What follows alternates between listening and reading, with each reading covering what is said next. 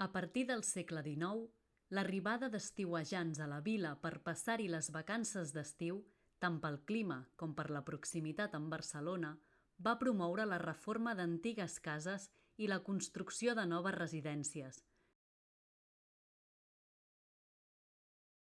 Primer dins el corrent arquitectònic de l'eclecticisme i, posteriorment, amb una estètica plenament modernista.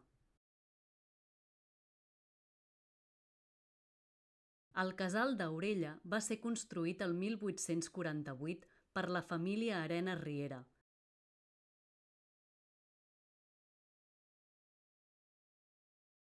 Tot i que l'any 1907 el doctor Josep d'Aurella i Rull va comprar la casa i la va ampliar uns anys més tard amb un cos quadrangular a la façana principal i una balconada al primer pis de la façana de llevant.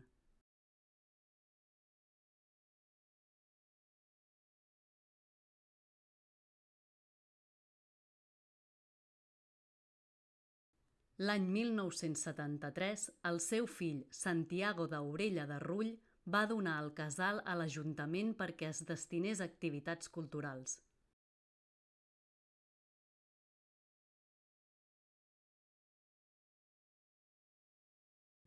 El 1975 s'hi va instal·lar la Biblioteca Marc de Vilalba i el Museu Arxiu Tomàs Balvei. I el 2001, després d'unes reformes per fer-lo més accessible, obre de nou les portes només com a museu.